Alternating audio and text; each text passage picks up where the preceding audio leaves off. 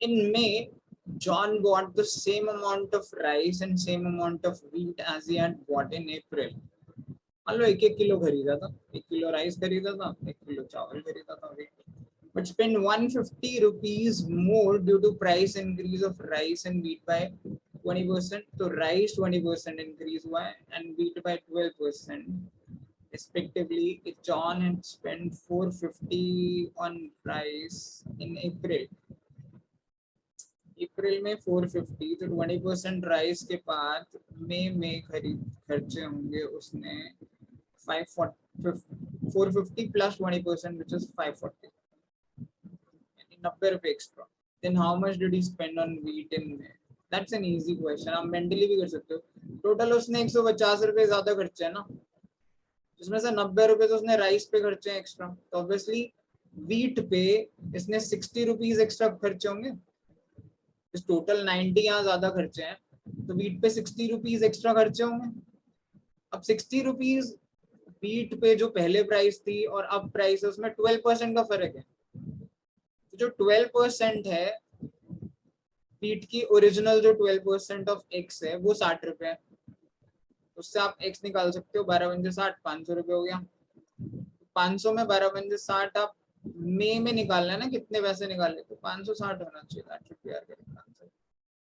ठीक है, मतलब पेपर में आपको ये चीजें ऐसे मेंटली करनी चाहिए. मैं इसे एक्सप्लेन कर देता हूँ so that you understand it well, लेकिन आपको पेपर के हिसाब से प्रैक्टिस करनी चाहिए. Right, let's say this is अप्रैल में, ये राइस है और ये व्हीट है.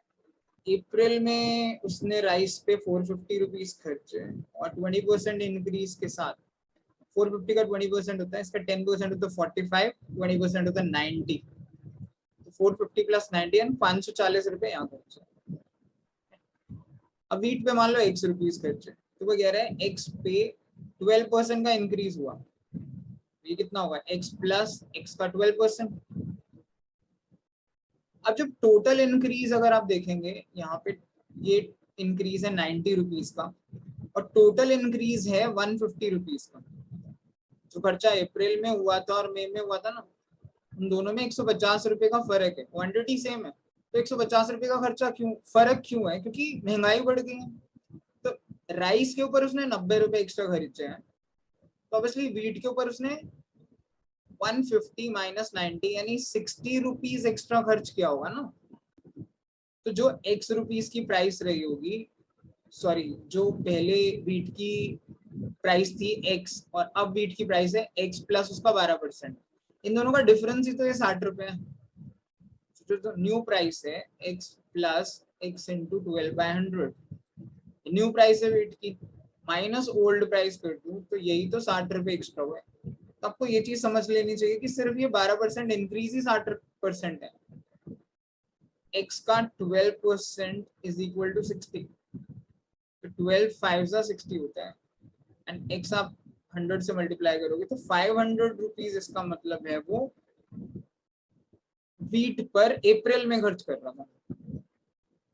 अब हमसे पूछा गया है how much did he spend on wheat in May, मई में कितना खर्चा किया, तो मई में उसने 12% और किया है, तो 500 प्लस 12%. अब इसका 12% होगा, 10% 50 होता है ना, तो 12×60 60 रुपीज, तो टोटल उसने 560 रुपीज खर्चा किया वीट पे and that is our answer will be option number A. It's again a very easy question, इसीलिए मैं कह रहा था कि आप क्वेश्चंस को ध्यान से पढ़िए, you will find a lot of 10 to मतलब 8 to 10 easy questions you will always find in cat.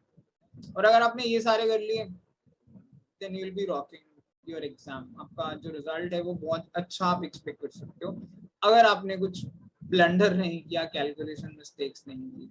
तो you can solve this question again, it's a very easy question.